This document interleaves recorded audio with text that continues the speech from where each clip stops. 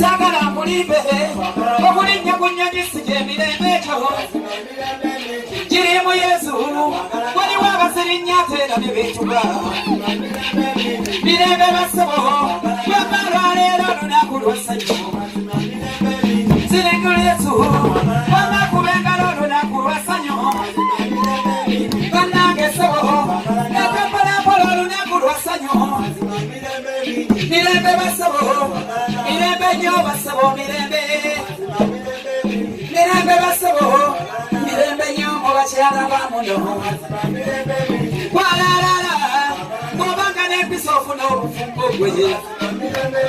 mirembe bassebo bw'obanga n'empisa ofuna emirembe